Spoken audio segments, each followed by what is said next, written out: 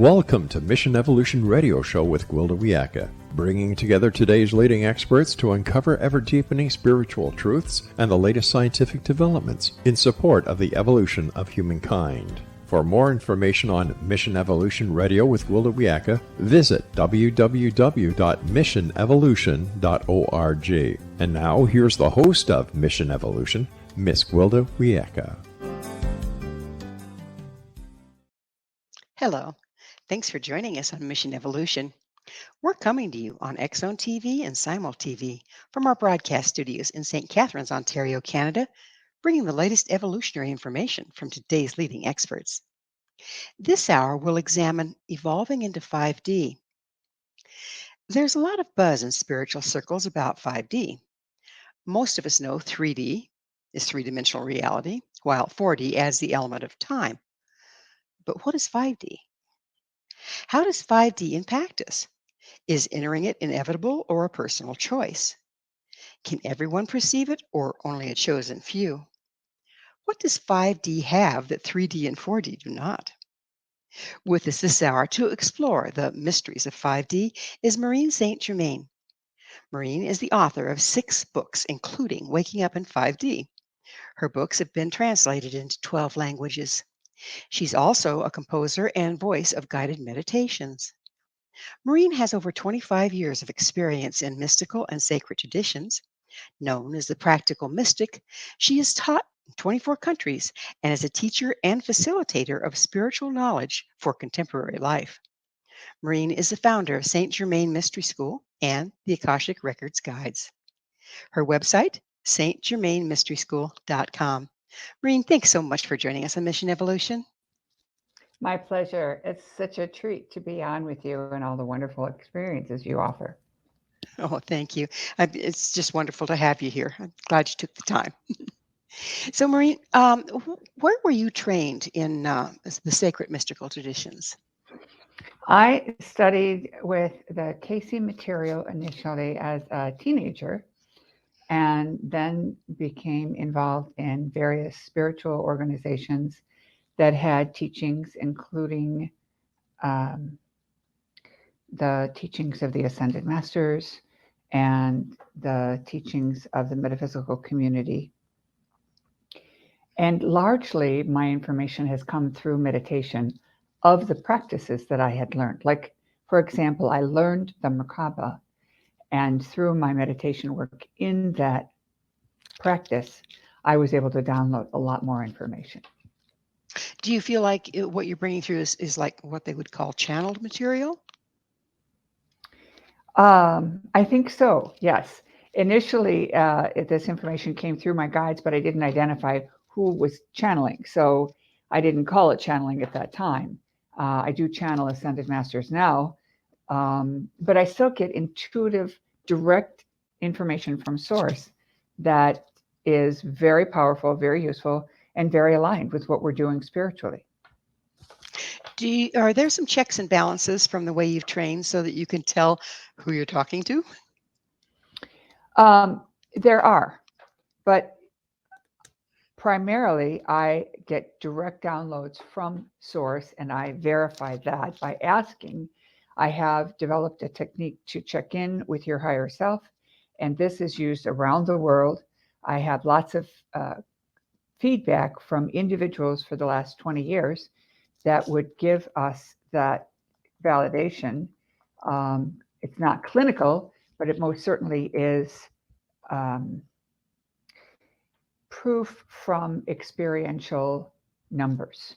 So the use of the higher self and the proof is a lot in the actual results. So people call me or write me and tell me of their experiences and how the higher self gave them information when they acted on it, and sometimes when they didn't, so that they could prove to themselves that when they didn't follow the guidance that came in, how it would play out. So is each person dealing with their personal higher self when you're doing this? Yes, absolutely. Okay. So Okay. there's a very simple technique that I teach, and it's very logical, very, very precise and step-by-step, 3 main protocols that are part of a 45-day practice. And after that, a person can rely on their higher self connection. Very nice. Very nice. So, would you please define 5D as we'll be working with it today? Okay, so first I want to jump in and say that I do not hold the same view that science holds with regard to 4D. I do not believe time is a dimension. I believe time is a construct, and that's what my guides have told me. And as a construct, it can be manipulated. So I see 4D as the place of emotional expansion. And when we're in this high emotional state, either high joy or grief, we tend to slide into the fourth dimension because things move faster, there's more intensity, and many people share that they have had highly intuitive experiences when they're in big grief or other kinds of high emotional states. And it's because you're closer to fifth dimension. 5D, in the simple terms, is the equivalent of what the traditions teach us is heaven. So it's a place where you have the choices of this life, but you don't consider the choice that would be harmful or hurtful. So what does that mean? It means that if I were to say something about a particular way of dressing or a particular color, I might make a comment or think a comment, oh, pink looks terrible on that person. But instead of saying that, I might find myself saying something very positive, like, yesterday when you wore that blue turquoise, you looked fabulous. And it doesn't say that the pink is bad. It just, you don't notice that the pink is bad. You just remember the good. So we still have lots of choice in 5D. A lot of people think that there's not free will, but we're actually moving from a place where the negative side or the dark side doesn't occur to us. So it doesn't exist in 5D. Now, there can be polarity in some 5D figures, but that's not what's happening here on Earth. So when we move into 5D, we're in this great place of joy. And I contend that everyone has moved into 5D and back again many times. It's not like getting a driver's license. So it's kind of a you slide in and slide out sort of thing. Like a sine wave. And it's a little bit like a teenager when they do something very mature, then they usually follow with something stupid. And so we know that we're grappling with a certain way of being. And there are some things that we learn right away, certain word choices that we can adopt so we can be proactive. And that helps us stay in 5D. Maureen, do you believe that now is a time in history where our being able to access and move into 5D is more available than it has maybe in the past? Most certainly, because we're at the end of the Kali Yuga. We are moving to the era where all of us are going to be in this place of 5D. It also means if we're 5D, it means we've imbued our higher self or our perfected self that's connected to source into our physical body. So we're going to literally be walking around as ascended masters. So the timing now is very critical because our spirituality has not caught up with our technology, and it's time. So there's a push in that regard. You mentioned we're moving into an era. I can't remember the word you used. Kali Yuga. Yes. What is that? The Kali Yuga is a 26,000 age that allows us to track the time. And there's a lot of different types of calendars, religious calendars, spiritual calendars, and, the Gregorian calendar, the Julian calendar. You could go back far enough, you would find alignment in all the calendars and the stars because the astronomers and the calendar makers were working together. Today, that's not so much found. However, it is believed generally that we're either at the cusp of the Kali Yuga or that we've already crossed into the great age of Aquarius. In either case, we are about ready to drop a lot of negativity and being proactive about your choices is how you get into 5D and stay there. So is it a personal choice though? You can either, the energy is there to support it, but if you want to remain where you are and bury your head in the sand, is that still a choice, or are you going to be drug along kicking and screaming? That's a really good question. Recently, my guides have been saying that everybody's becoming 5D whether they're ready or not. So in some vantage points, it's probably not likely if you're spiritually inclined at all. Those who are, I'll use the word, expressing a certain way in the reality, and they're on what I will call the dark side, those people could choose, because we're still in a free will zone, to crash and burn, we shall say. And that would be their choice. But they're going to be given plenty of opportunity to make it right. Do you think that because we're in this Kali Yuga time, that instead of being able to go on with business as usual in a lower frequency state, that then there is an inevitable crash and burn because it's not being supported? My guides have been telling me for the last 20 years that there's no crash and burn for those who are moving proactively towards their own evolution. Just like your show's name, we're all evolving. You would have to resist evolving. And that's pretty hard to do with everyone else around you evolving. It's like the water in the harbor goes up, so do all the ships. It's pretty interesting times that we're in. Isn't there a lot of pressure being brought to bear because of the raise in frequency, if you will? Pressure on the old ways. Well, pressure is only because of resistance. When we let go and we allow, then there is no pressure. So yes, there is a lot of pressure for those times we're resisting. And I'll be the first one to say, yeah, I've been in resistance on occasion, and somebody could be right in front of me and I'm still resisting it. So I think it's a human nature to seek that which is familiar, because when we are missing our connection with source, because we all came from the source, we feel lonely. Our prime directive was to improve or increase the database or the knowledge experiences. So when we resist, we're seeking that which is familiar, which would be like seeking source or seeking God. It's a very subtle understanding, but it's very true. And once we realize, that we're already connected to source and we don't have to resist change, that change is always good, then it allows us to grow with whatever is put in front of us. We're almost out of time in this segment, but you've spoken of the dark and the light. What do you mean by that? Well, I try to treat this subject lightly because I feel we're on the edge of a new era where we don't have polarity.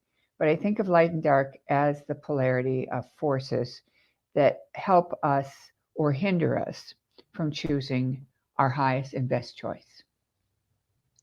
Okay, so if you think about dark and light, just in photography even, if you don't have the black and the white, you don't have a picture. Okay, so does it relate that way or not? In our perspective, you are correct that without the dark, there is no light. But at the same time, we are learning a new way to construct on a palette or on a painting without the dark. Okay, so there's no contrast. That's pretty interesting. I'm trying to wrap my head around it. Well, think about some of the pictures you've seen that have lots of light, and there is no darkness in them. Okay, I haven't ever seen a picture like that, because without the shadow, there's no forms. Well, we'll have to look into that. Yes, we will. We will. On the other side of a break, Maureen and I will return shortly, so don't go away. This is Mission Evolution, www.missionevolution.org. Hello again. This is Mission Evolution, missionevolution.org. With us this hour discussing 5D and beyond is Maureen J. St. Germain. Her website, stgermainmysteryschool.com. Maureen, we were getting into dark and light, and I think it's a very confusing topic. I was bringing up the fact that if you're taking photograph or even looking in the world. If you don't have both dark and light, you have no contrast, ergo, you have no image. Is it more a question of balance than a totally elimination of one or the other? I think you're onto something, that balance is going to be a contributing factor. But it is also true that from our 3D perspective, we are unable to perceptually visualize something that we've never understood. So just like a person who's only had rice and grains for their meals wouldn't have a comprehension of ice cream. What we're looking at is a game changer, a literal shift of the rules, a literal shift of the way we think, a literal shift of the way we operate. And we're going to keep creativity, we're going to keep free will, but the dark side will drop off in terms of behaviors, in terms of energy and emotion, and we will land with a place of contentment, but also curiosity. Sometimes when we're content, we don't act. We just want to lay around and enjoy the contentment. But the curiosity will drive us to explore and more experiences without man's inhumanity to man. That would be a blessing for sure.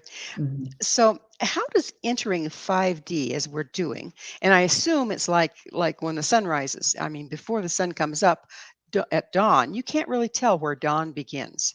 It's this slow progression. Is that kind of where we are? Is in this slow progression where there's no real dividing line between 4D and 5D? Yes, but only in the experience of the moment. There certainly is a dividing line, because in 5D, the absence of polarity is pretty obvious when you examine it in hindsight. It isn't always easy to notice, because when you're in it, you're in this place of expansion and connection. So, I meet a stranger and I intuitively know what she needs to hear, so I speak it. I go into a room and I notice that there's a problem with an electrical outlet, and then I'll just say, somebody needs to look into that. So what happens is, in an individual, this sliding into 5D is much like the sunrise, as you have described, or sunset. There's no dividing line. But at the same time, there's a very clear line of awareness that when you slid back from 5D into the polarity experience, you notice when the postal clerk is in a bad mood and pushes your buttons, or when somebody says something that upsets you, or you find yourself judging, well, that wasn't the caliber I'm used to, that wasn't the way I like things to be.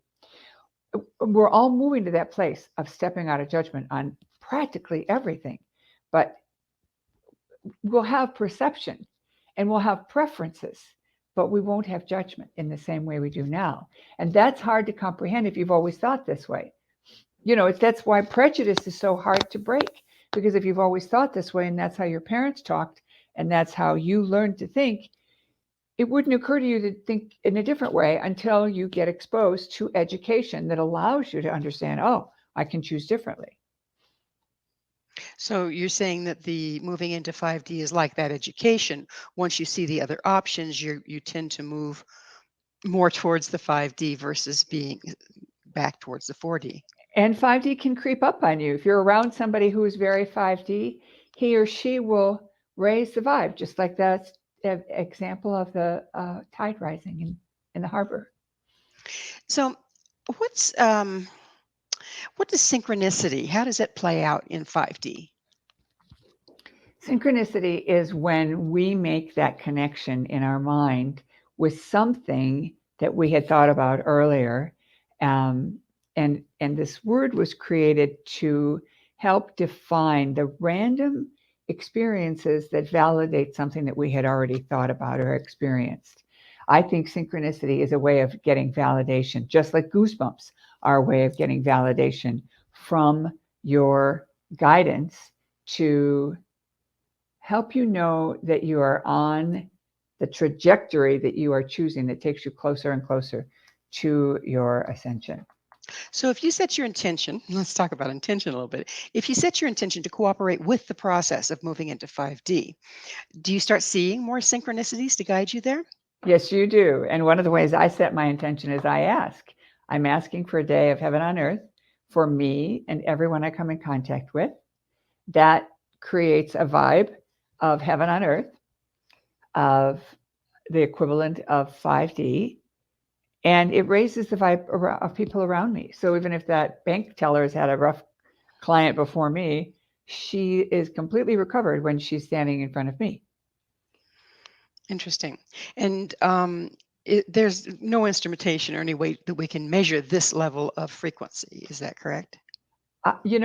It's very interesting that you ask that. I have had frequency measurements done on the blends that were brought forward to go with my work. And these blends were channeled by Mary Magdalene, by one of my staff members, and they were tested both for their ability to allow the DNA to return to homeostasis faster, and they were also tested for blood microscopy, and then they were also tested for the energetic imprint that can be measured on Kirlian photography. And so those things can be measured, but the behavior, I don't know a way of measuring, but there may be one that you know about. No, I'm clueless.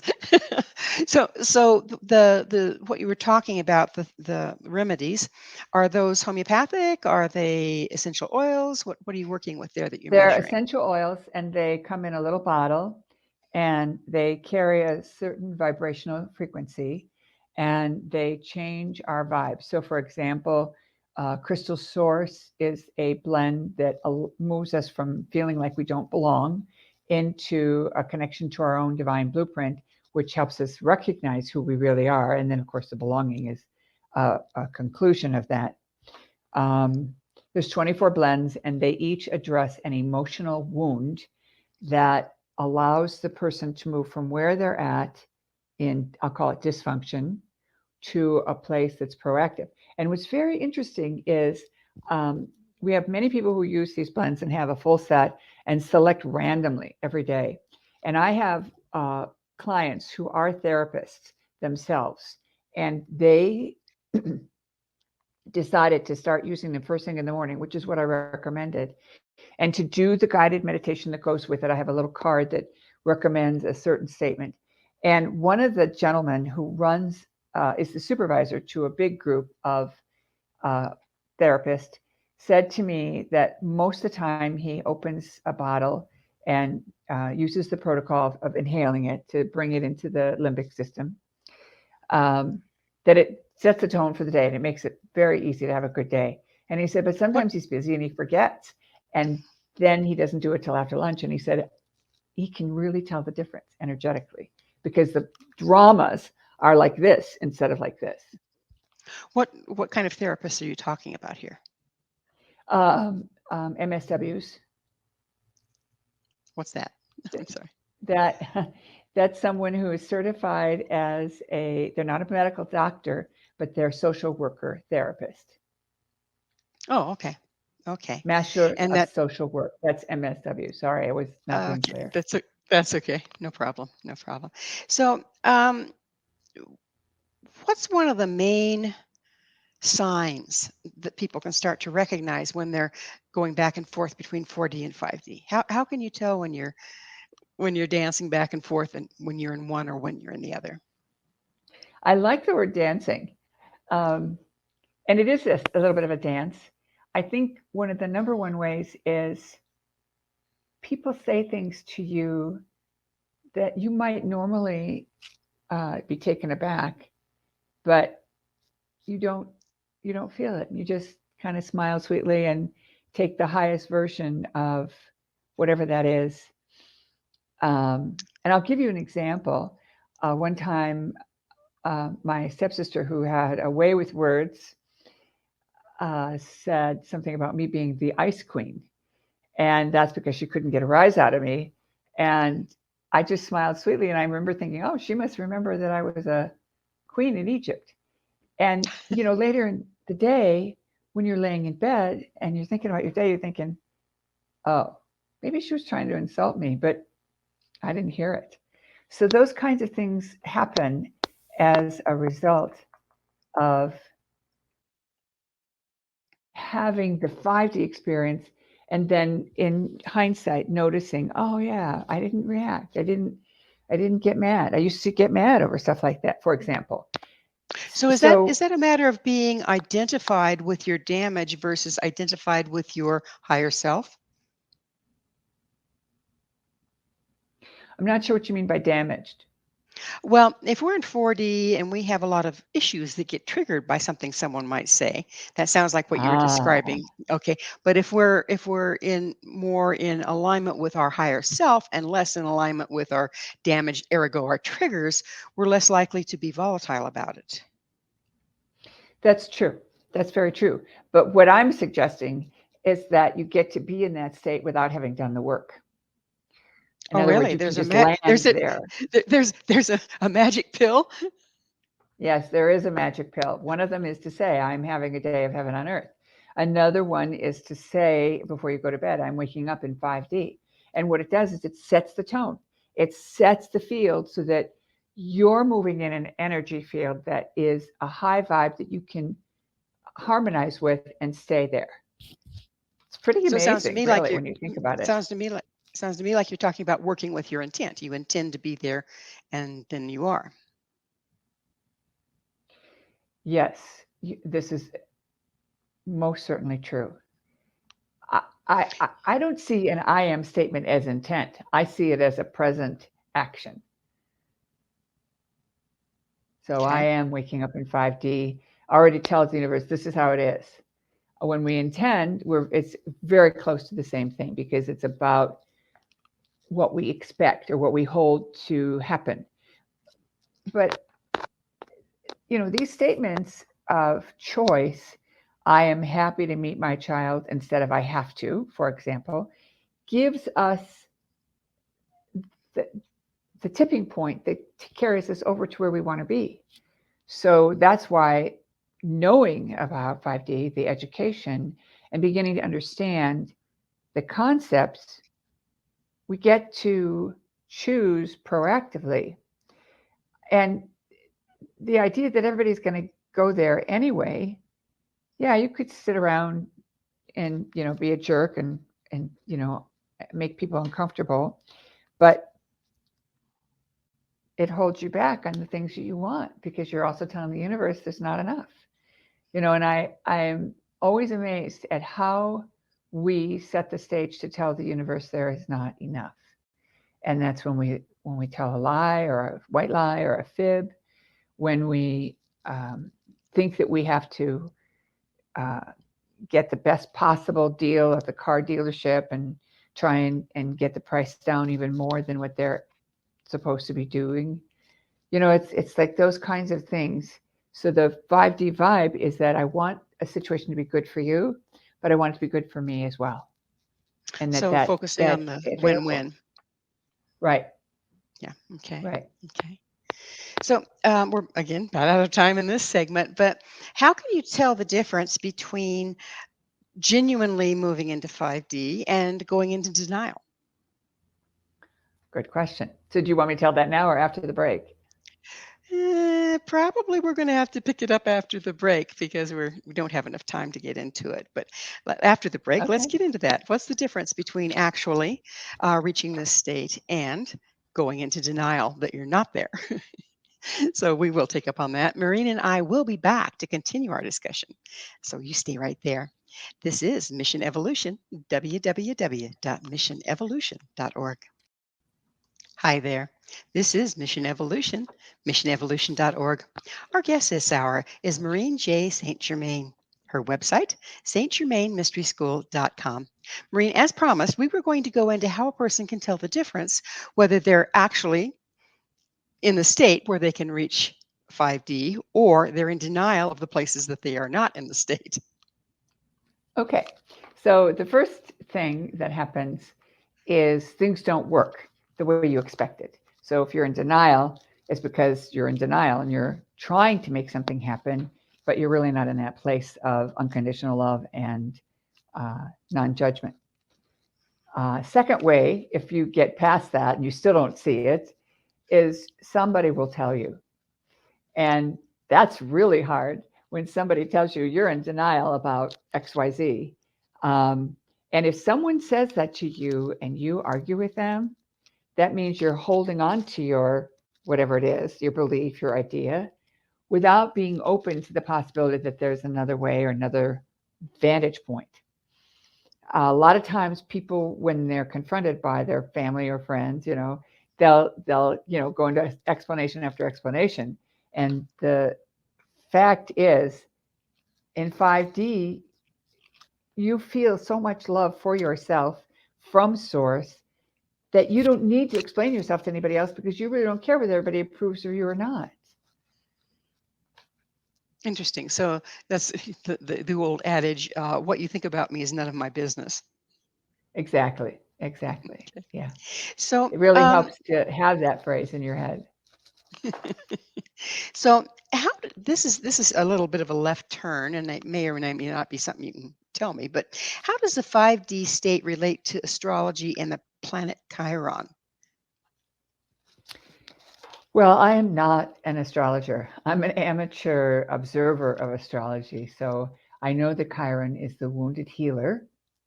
And perhaps you are alluding to something along that line.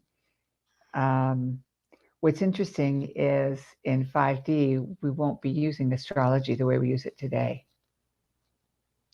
It seems to me like all, like you mentioned at the beginning, that all of our calendars at one time were based on the movement of the planets in the universe, basically, and our relationship therein. And it's not anymore. So I'm wondering if astrology will apply, but not in the way that we've been using it. It's well said. And that's exactly the answer I would have given you. Astrology might apply in terms of the planetary movements, but it won't apply in the way we've interpreted it today. Exactly. And I am a practitioner of the belief that we can alter the astrology. So the classic thing that a lot of people know or hear about, even if they don't follow astrology, is a Mercury retrograde, where snafus occur, people are late, equipment breaks down. And I know from experience that I can step out of that matrix and operate as if that slowdown is not impacting me in my world. And I have wonderful examples in two different trips, one coming from the Midwest to Hawaii. My plane was an hour late taking off, and my connection in LA was on time, so I missed that connection. Took a later flight, but still arrived at my final destination an hour early. And that's because I was able to get on a feeder flight that I wasn't booked on. On the return, at a different time,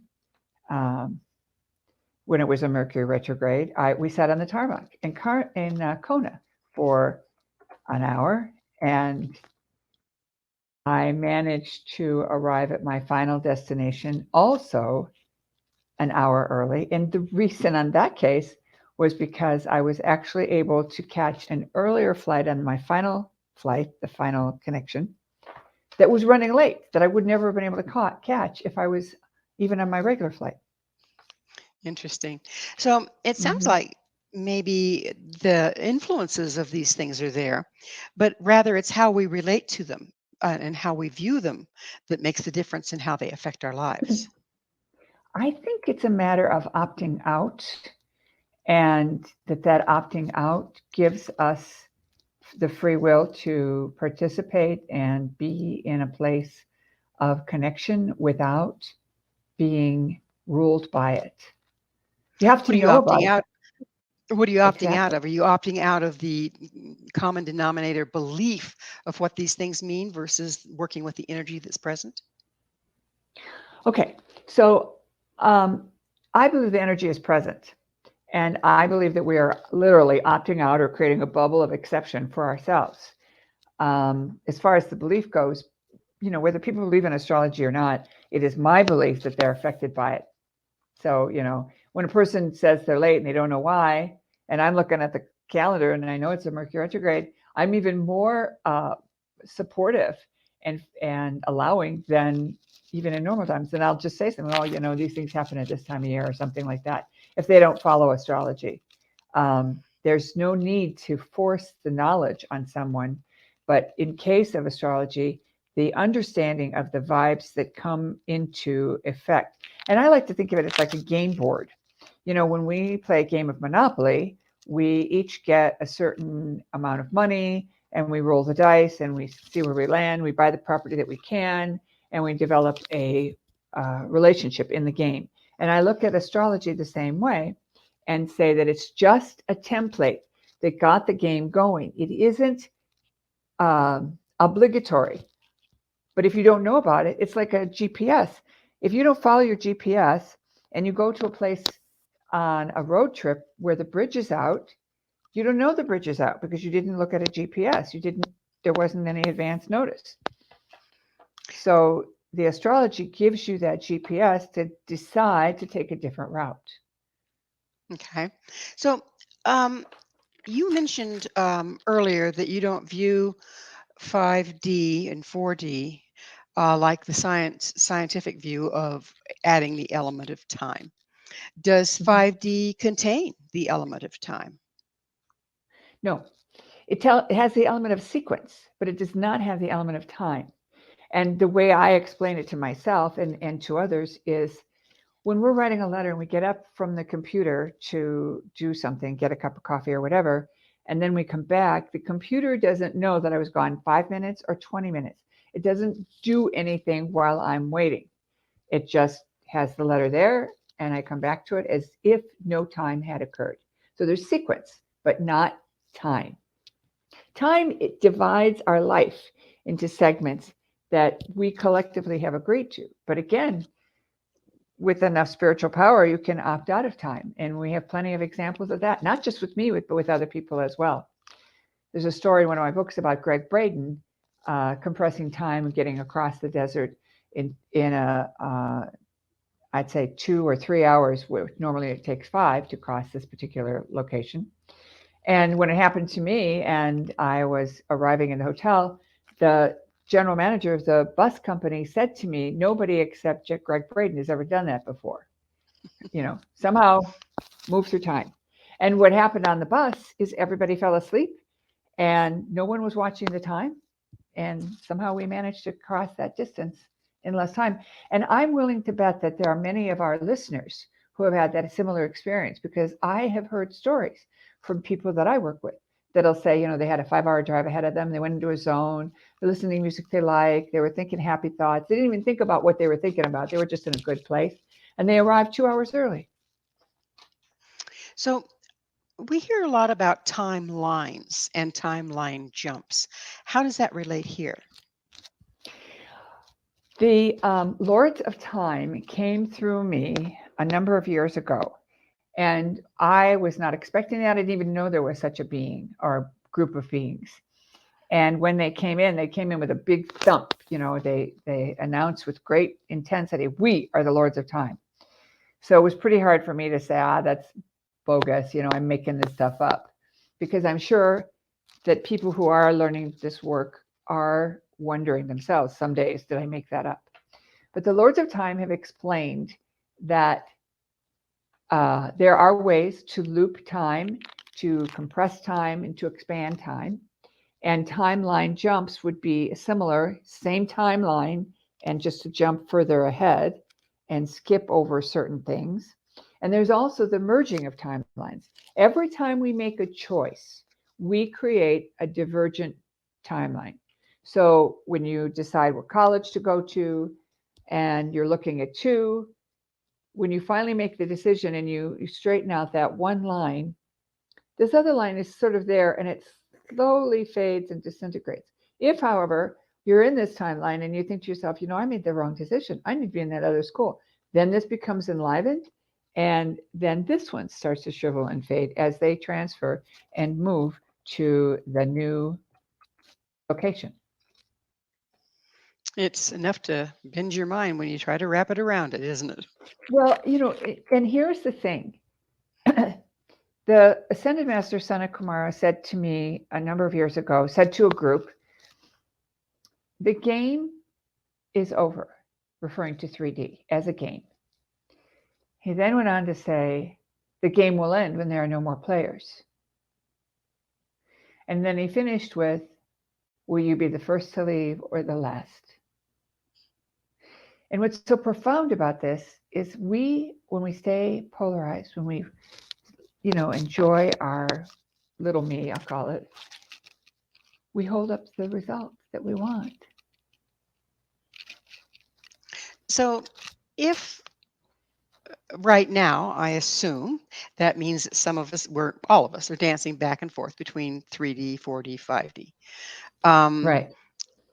But if what the channel material you said is the game will be over when there's no more players, is that to say that eventually 3D won't exist? It won't be an option to drift back into.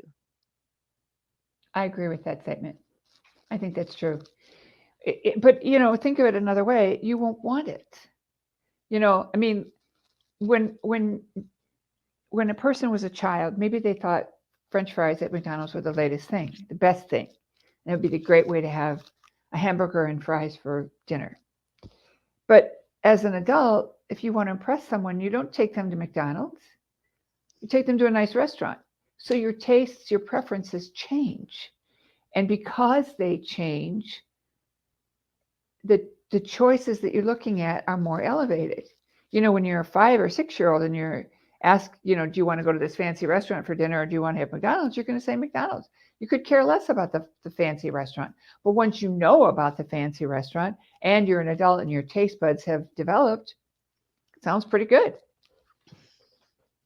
So you're saying that, if I'm understanding you, that we will lose our taste for 3D, ergo it will cease to exist? That's really well said. I may copy you on that one. It's all yours. Lose our taste for 3D, and it's absolutely true. And that's exactly what happened. It's not like it's a bad choice. Because the minute we would label it bad, then of course we would be locked back down into 3D because we would have to choose the good. But if we're not attracted to it, and we lost our taste for it, it doesn't exist for us anymore. It's kind of like an addiction. In a way, it is, but in the positive way, that you long for that connection and that feeling of joy. And, sometimes we're in a place where we really want the joy, but we can't get it because we're so tied up in our loss or our grief or our sadness. And one of the things that my guides told me to do was to go watch sunsets. And so I started watching sunsets every day, and I slowly lifted out of my depression. However, years later, there was a scientific study that said that people who watch sunsets will move out of their depression faster. And why? Scientists concluded because the subconscious knows there's another one tomorrow. Oh, interesting. I would have guessed it had something to do with the changing of light and the pineal and all that fun stuff. Yeah, probably there is that too, but we haven't got a science that's studying that one. Well, I'm hoping science will catch up with all this and vice versa in the not too distant future, so it can start to slide into everybody's reality. I like it. It is that magic moment again. We're going to have to take another station break. Maureen and I will be back to continue to explore spiritual evolution. So don't go away. This is Mission Evolution, www.missionevolution.org. Welcome back. This is Mission Evolution, missionevolution.org. Our guest this hour is Maureen J. St. Germain. Her website, stgermainmysteryschool.com. Maureen, I'd like to shift gears a little bit and talk about some of the work that you do with help me with the pronunciation, the Merkaba. Mm-hmm. The Merkaba is a fifth dimensional vehicle that helps you be more fifth dimensional. So it's a little bit like putting on the uniform of a 5D'er, and that allows you to think and act in a more evolved way, again, without having done all the spiritual processes that would normally be expected to get to that place. Let's back up a little bit. I'm envisioning a sports car here. So would you define the Merkaba for us, please? That's a really good explanation, because I do use a car as an explanation for the Merkaba. So let's pick a Ferrari, shall we? And so in the Merkaba, you actually learn, in the actual guided meditation called the Merkaba, you learn the tools of allowing your body to access a field that already exists around you. Now, it's based on some of the geometry that's behind me. And a star tetrahedron like this is commonly referred to as the Merkaba, but it's technically not a Merkaba till you start it spinning in a certain way that goes in both directions. And it's a little bit complicated to learn, but takes 5 minutes to do. And what it does is changes the reality for you so that you're thinking in a way that's more evolved than you would in your everyday life. So is it like sacred geometry and added with motion? Yes, it's entirely built on sacred geometry. And that's the justification, to help people understand this field exists around all of us. And we have all of the 5 photonic solids around us. We have the cube, we have the tetrahedron. And what the Merkaba does for us is activates a field that produces an energetic connection to our higher dimensional selves and connects us with the world around us. So with an activated Merkaba, you're actually more capable of understanding what's really going on. So someone says something and maybe they mean something different than what they've actually said. You somehow begin to understand, oh, they meant this. And it also causes you to have abilities that you didn't have before. So your intuition or your understanding of the world around you expands in a way. The best way I know how to explain it is when somebody says to you, how did you know that? And the person asked that, who has been asked that question, says, I don't know. So what you're saying, it sounds almost like the Merkaba field allows you to connect better with the unified field and therefore with what's going on with other people. Mm-hmm. Exactly so. Exactly so. And it also helps you connect with your higher expression. I'll give you an example. If you have an offspring that treats you badly, and they're an adult, they certainly grew up in a nice household, you were good to them, all the good stuff, and you contemplate, well, why are they behaving this way, or when are they going to start to appreciate all I've done for them? You might actually get an answer. And it's happened a couple of times with people I've worked with, and it happened to me as well. And when I was told about one of my sons who was acting out, I burst out laughing when they said when he's 28, because I was thinking, he's like 24 now. I'm thinking like tomorrow would be good. I just gave him everything I have in savings and, blah, blah, blah. And what's funny is when I burst out laughing, I realized that I had created a barrier of some small expectation that he would at least acknowledge me.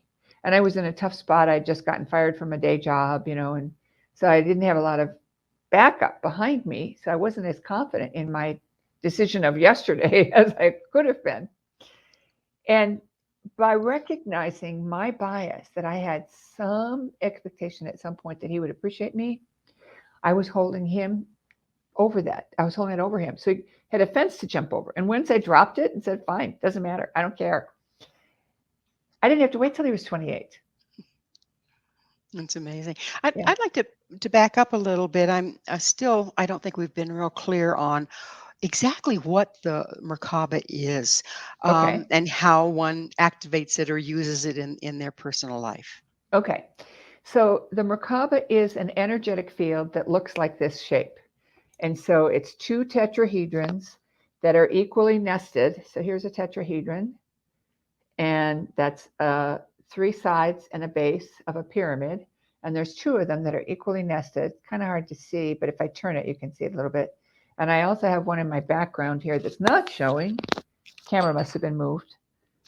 Let me just grab it.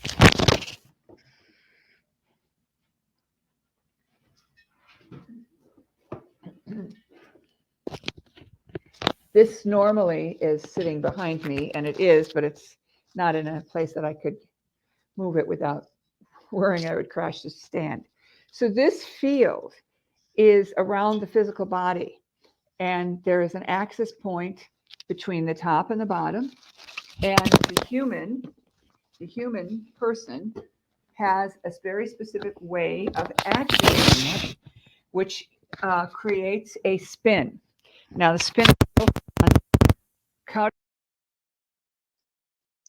kinds of energy, and because of that, it is taught in an environment where there's a teacher and demos and pictures and so on. Once you learn it, the actual meditation only takes 5 minutes to do. So I'm sorry, is this what you're speaking about is the auric field or the toroidal field that's around the body, and you're learning to use it in a specific way, to activate it in a specific way? Well, it's like the toroidal field, but it is not the toroidal field. So the toroidal field is the field around the, I have all these things that demonstrate all this. The toroidal field is like the shape of an apple core. So the shape is around the body and moves up through the pranic tube and around. This is another field that exists around the body. And this particular geometry, sacred geometry is referred to it, allows us to elevate our consciousness to a higher plane of existence. So is this something that people have used over the ages, the mystics and whatnot, to evolve into that higher state of consciousness to access the information? That's right. Even the mystics and the Hebrew tradition were aware of the Merkaba, and a lot of information was taught in the esoteric schools, not in the regular trainings. This particular version that I teach is the 17 breath Merkaba, and then I also teach a 5D Merkaba that's an evolutionary step above that, and then I have an 8D Merkaba above that. So these are activations that we acquire, and then we do them every day until they become permanent. Once they become permanent, you might still want to do it, or you might be okay not doing it. By permanent, do you mean perpetual motion then? Say it again. By permanent, do you mean perpetual motion? Yes, it's permanent because you're breathing and you're alive. So you're filling it with your life force by breathing. It dissolves if you were to die because you're not breathing. You're using your breath to activate it. So yes, it becomes permanent. I don't know whether I'd call it perpetual motion unless you want to call breathing perpetual motion. Well, it is till you die, right? Yeah. So Maureen, we're about in the time of the show, and I have to ask you, what is your mission? My mission is to help people be the most evolved they can be. And it is my deep pleasure to share a lot of information that I have learned from my own guides and how it complements everyday life. That's why they call me the practical mystic, because I'm interested in finding practical ways to use a spiritual knowledge. And do you think that through what you're teaching and what you're doing, that you can help other people to learn to contact their personal information, their personal higher self, their personal guides? That's true. That's exactly what I do. And because I have an annual program, that's one of our number one missions, is to help everyone get their higher self connection going and relying upon it. And then, of course, the joke is don't rely on any spiritual teacher. Ask your higher self. And I think it's a funny joke because I consider myself a spiritual teacher, and I'm telling you, don't listen to me, listen to your higher self. Hopefully your higher self will tell you, listen to Maureen. But yes. So how long have you been teaching these classes? Since 1994. I thought you've been at it a while. Yeah, I have been at it a while. Do you I find kept my corporate job for about 10 years and taught on weekends only. Wow. Yeah, I didn't know it was my full-time work until I went to the altar and said, okay, I'm ready to give up my corporate work, because I loved working in the corporate world. I was very happy. Do you find as you've watched it over the years, that more people are drawn to this kind of work now than were when you first began, or the other way around? No, I think more people are interested in this across the board, and it's very exciting because we have this opportunity to really be part of the transformation of the world we live in today. And that's what we're all about, isn't it? That mission Yes. evolution thing. So, what's your vision of 5D moving forward? What we've kind of danced around it all, but here Mhm. we are, 3D, 4D, 5D. What's your vision for all of us moving forward? It's a place where we can say what we really think. It's a place where we can say what we feel. We can have compassion towards ourselves and others.